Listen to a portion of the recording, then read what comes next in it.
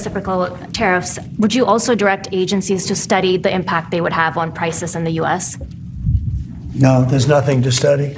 There's nothing to study. It's going to go well. The United States is going to become a very, very strong economically country. Yeah. Donald Trump is clearly unwell. And of course, we talked about this every single day on the campaign trail, that the oldest man to ever be elected president clearly isn't doing so well up here.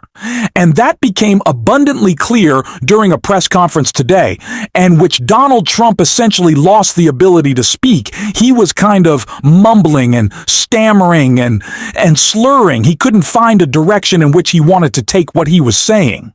But of course, the mainstream media refuses to cover this love, talking about Biden's age, but Trump not so much. And so we are going to do their job for them. But before we get into that press conference, if I could quickly ask you to leave a like on this video, and if you haven't already and you enjoy our channel, to hit that subscribe button. It goes a long way.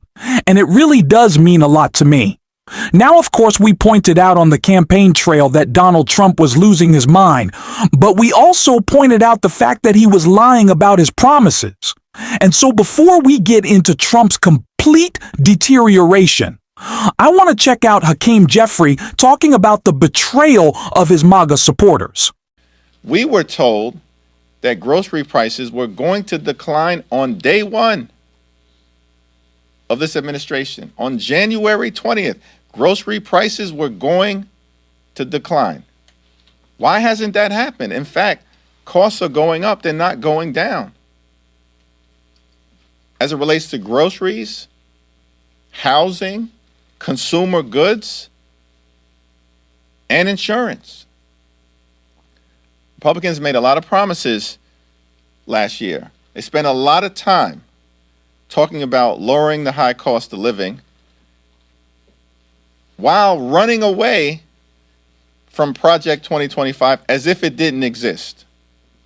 This year, Republicans have spent all of their time implementing the most extreme parts of Project 2025 and have done nothing, nada, as it relates to the high cost of living. In fact, the Republican budget plan, which represents a betrayal of the American middle class and all those who aspire to be part of the middle class, will hurt working class Americans, hurt middle class Americans, and hurt everyday Americans, children, seniors, and veterans by devastating Medicaid.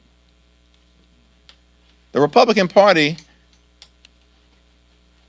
a few weeks ago promised to love and cherish Medicaid. Cutting Medicaid by close to $1 trillion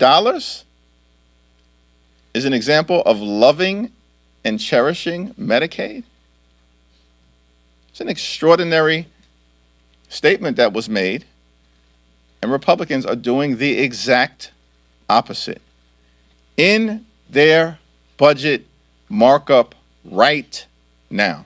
I kind of want to say that Donald Trump isn't focused on the campaign promises that he made, but he's never been focused. He never cared about costs, never cared about prices, never cared about his constituents for that matter, and his private life. And now as president, Donald Trump has broken every promise he has ever made, if that is what we should come to expect. But what is a little bit unexpected, or I guess we kind of predicted a while ago, is how quickly he's losing it up here. And of course, we are going to get into the moment in his press conference in which he was kind of losing it all.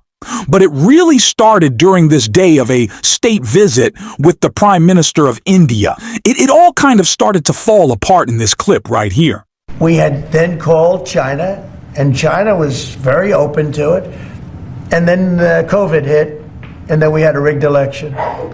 But now there was no rigged election. Now we have an election that was too big to rig. That's what my whole theme was, too big to rig. And they tried, but they didn't pull it off. Sir, as part of the So that was just the beginning of when it got weird for Donald Trump. You know, whenever he's talking about vengeance, he's talking about the past, and he starts to get angry. And when he gets angry, he kind of loses control, which is exactly what we saw in this press conference again with the Prime Minister of India. And he was talking about the relationship between the two countries. But I think saying he was talking about it is giving him too much credit. You'll just have to check out what he had to say right here. And under the framework we are announcing today, the United States and India are also joining forces to ensure that artificial intelligence and other advanced technologies are developed by the two of the most, really two of the most advanced nations, intellectually and otherwise technologically. Anywhere in the world, there's nobody very much closer. We have an incredible relationship there, and this is where it seems to be heading. And artificial intelligence, a very complex subject, but it seems to be where people want to be and they want to go, and we're leading right now by a lot, but other people will try to catch us. I don't know if they're going to be able to. We're going to make it available. We're going to make tremendous amounts of electricity available. We're going to let the people that are buying the electricity make their own electric plants, electric generation plants. And we've never done this in our country, but we're going to get it done very quickly. Lee Zeldin and his group are going to get the approvals in very rapid form. And we're calling it a national emergency, and that's exactly what it is. So I can't really think of that many examples in which Donald Trump was so out of it. I just can't think of ones that were that much worse. Could you make out any of what he was trying to say? There was some vehicles, there was some relationships, but it just went all over the place. There was no direction usually in his angry rants. He just kind of tries to keep it centered on something, but I have no idea what Trump was trying to say there. And it's a question that you can ask and should of any conservative or any Republican you ever encounter. When has Donald Trump spoken intently on policy ever? When has he delivered some bit of like his direction on tariffs or his thoughts on any other aspect of our trade policy? He just wants to come off strong, which is why it's so interesting to see him fall apart and how he'll try to make up for that. I think Donald Trump recognizes that he is getting weak, not just physically and mentally, but he's a lame duck president. It's the why. That's why he starts speculating about maybe running for another term. It's why he said J.D. Vance wasn't his successor, because he doesn't want to be portrayed and really shown as weak as he is. And it just goes to show how much danger we're in abroad when we both have a president people can't trust, but also one they can take advantage of. And it's those foreign relations that have, of course, come up a lot lately with the conversation around USAID.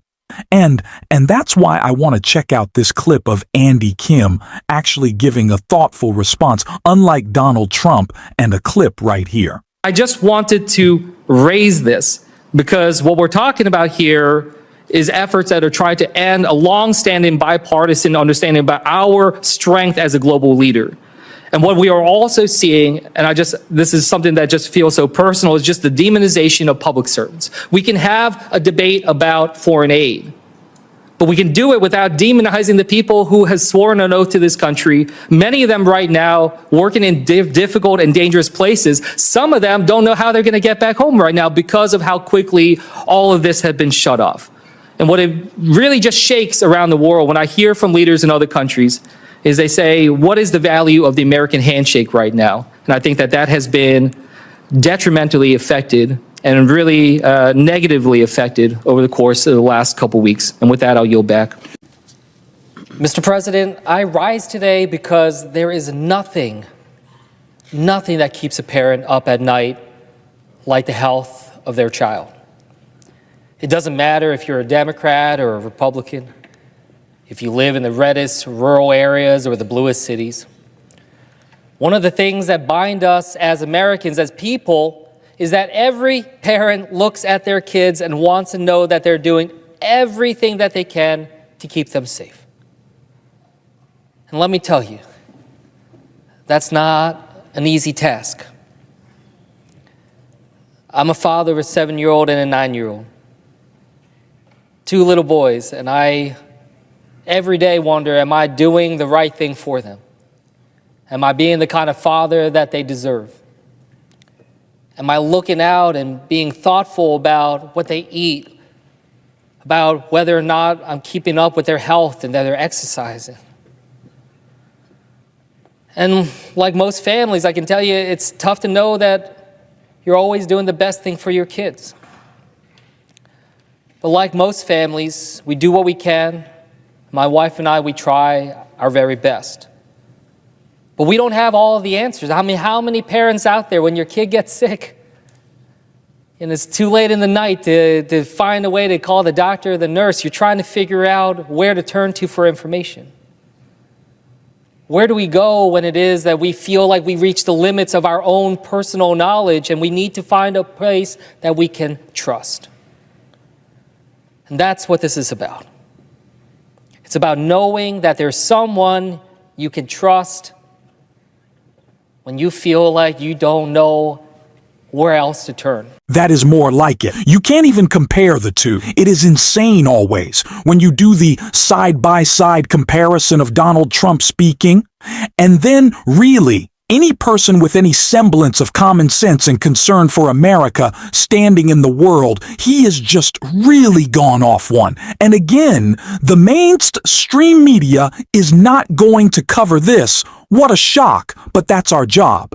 And it's why we're going to be talking about it every single day on the show. And if support that, as always, you can hit that subscribe button, you can leave a like on this video, and if you're stuck around at the end, you can drop a blue heart in the comments, and until next time, I'll see you soon.